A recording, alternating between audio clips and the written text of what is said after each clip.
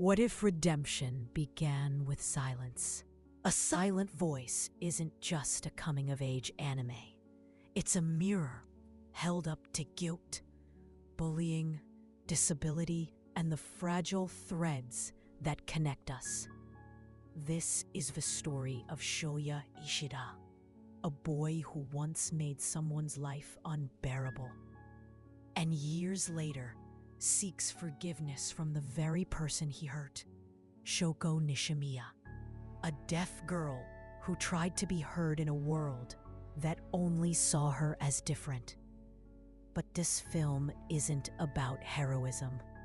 It's about falling apart and trying to put the pieces back together. In this video, we'll recap A Silent Voice, peel back its emotional layers, and explore why it resonates so deeply with. The story begins in elementary school, where Shoko Nishimiya transfers into a new class. She's cheerful, curious, and deaf. At first, the students are confused. Then comes impatience. Then comes cruelty. Shoya, the ringleader of the bullying, mocks her, destroys her hearing aids, isolates her. The adults don't stop it. The kids don't understand it. And Shoko? She just smiles, desperately trying to fit in. Eventually, the bullying escalates to the point where she transfers out, and Shoya becomes the scapegoat. His friends abandon him. The boy who tormented someone becomes the one tormented. The film doesn't excuse. Time passes.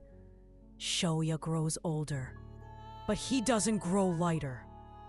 Haunted by guilt, rejected by his peers, and convinced he deserves isolation, he lives in a state of quiet self-loathing. He avoids eye contact. He's learned to read lips, not to communicate, but to survive in silence. It's poetic justice, but also tragedy. He's erased himself from the world, believing that penance means disappearing. Until one day, he decides to find Shoko again. It's not a quest for redemption. It's a whisper of hope. A small, shaking attempt to say, "I'm sorry."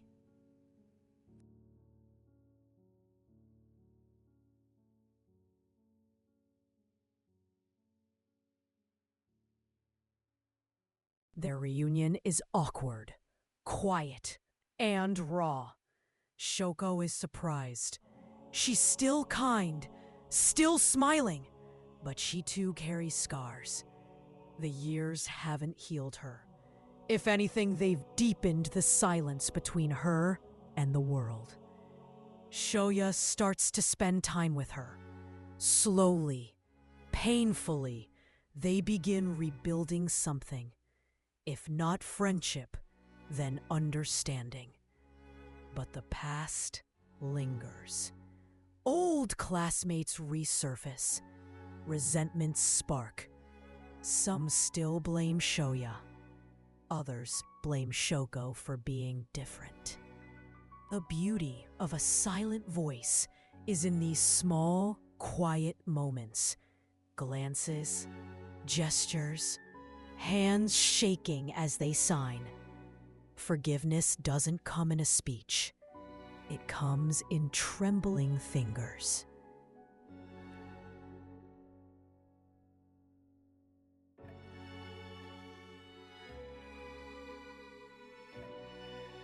As Shoya tries to make amends, he learns that guilt isn't linear, and neither is healing.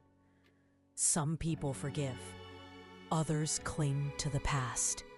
Shoko's sister, Yuzuru, is fiercely protective.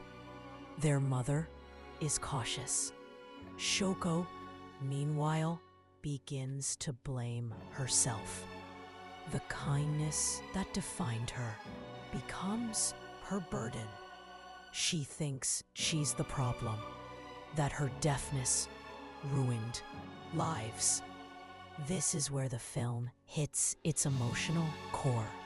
It shows how deeply shame can twist someone's self-perception. Shoya wants to carry the blame. Shoko wants to erase herself. Both are trapped in a cycle of silent suffering. And then everything breaks.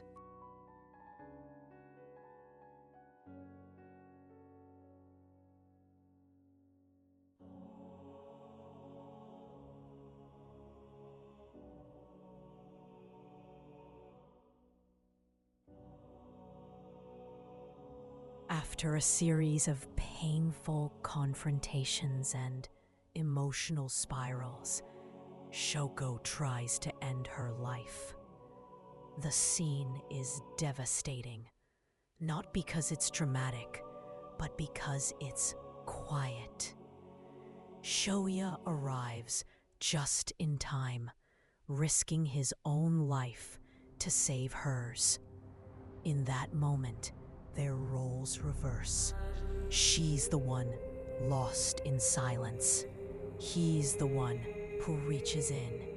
He falls into a coma, and for a while, everything is still. But this is the turning point. Pain doesn't disappear, but it's acknowledged. The silence has been broken, and now both of them must decide. Do they live for the past or start hearing the future?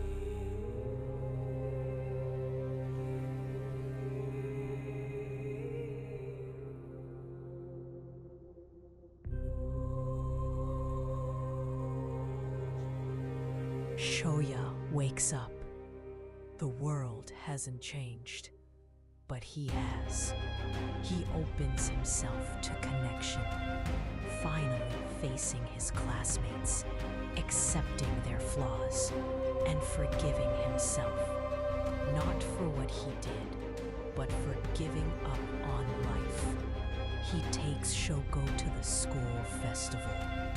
There, surrounded by laughter and color, he hears the world differently, not through sound, but through presence. In a powerful final moment, he removes his mental X marks, the symbols of disconnection he placed over people's faces. He cries, and for the first time, those tears are of relief. He doesn't need to be forgiven to belong. He just needs to choose life again.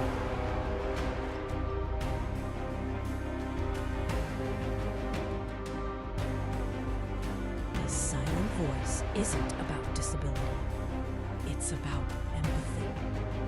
It challenges our ideas of right and wrong by asking, what happens after the apology? Shoya isn't a hero. He's a broken person trying to rebuild himself. And so is Shoko. The film's animation uses silence, light, and perspective in brilliant ways. The use of water as a metaphor for isolation. The recurring imagery of bridges, crossings, connections, choices. It doesn't romanticize trauma. It shows how long and hard it is to heal, and how vital small acts of kindness are.